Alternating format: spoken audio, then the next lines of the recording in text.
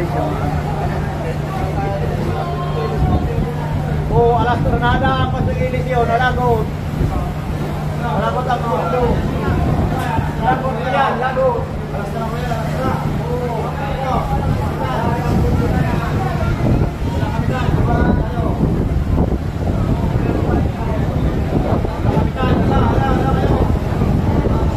Mayroon, umalis tayo. Mayroon kapitano.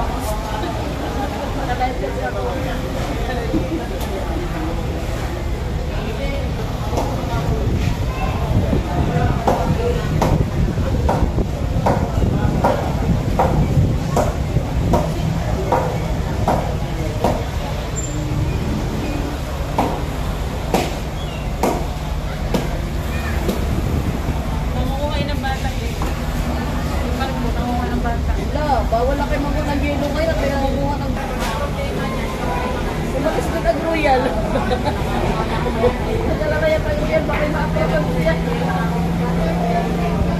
na yung alis tayo dito, may mali. Bakit bigla gumabagal? Madadali. Alis tayo dito. Inabot na ng ulan paghuhukay. Inuhukay nila kasi sayad.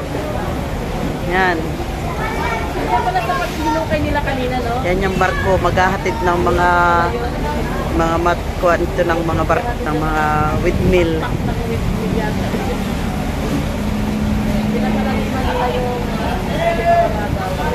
Yan ang pakpak ng windmill, yan yung mahabang yan, ha?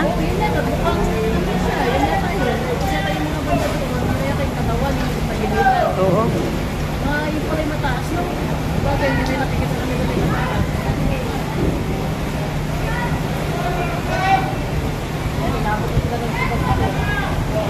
Ulan.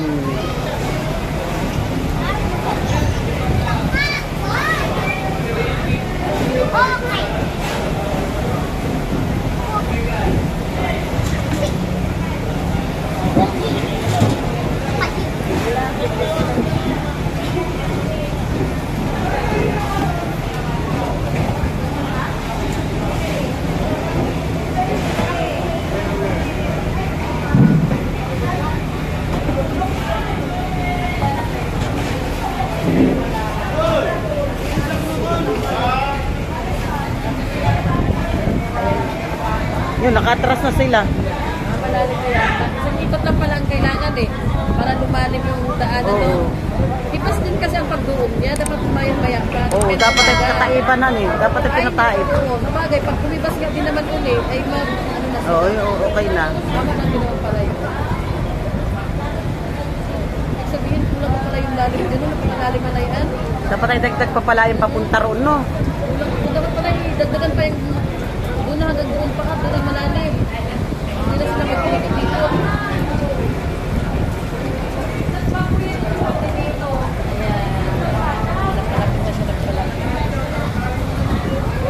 Nakatras na sila. Nakakatras din kami pag ulan na. Tinabot pa kami ng ulan.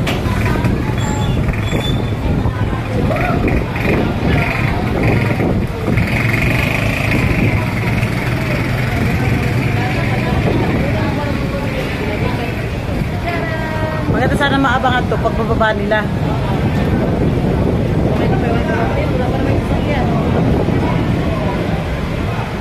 Sa tingin mo, pag lumakas ang nabagat ito, kakayarin pa nila dyan? Siguro, at yan may malaki. Inaabangan ko yun. Yun ang inaabangan ko. Abangan natin, ang susunod na kabanata, ang pagbababa nila na malaki ang alon. Kung kaya. Kuya daw, takbo. Takbo ang isang bangka, yung maliit. Ay sila itatamaan. Ayan o. Ang Bangka Royal umalis. Hindi kaya. Hindi kaya nila ang kalaban.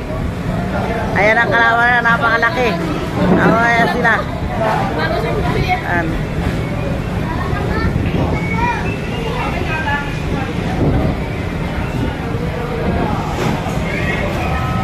Ayun mga kabady, nakaparada na yung barko ano. Yun, ito ang kauna-unahang barkong dumuong dito sa Barangay Dinaican, Infanta Quezon mga kabady. Yan o.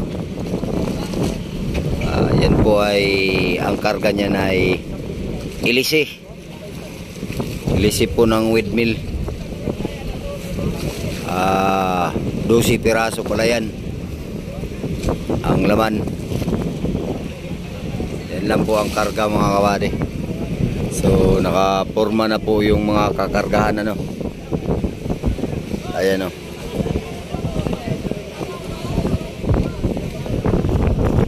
Napakaliit ng space ng duduungan ng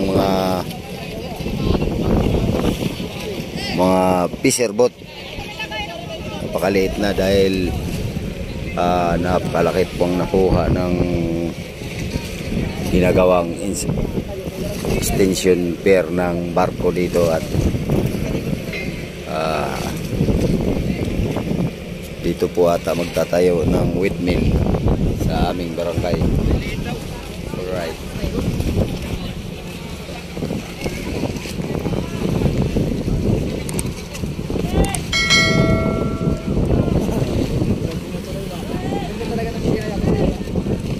Ka-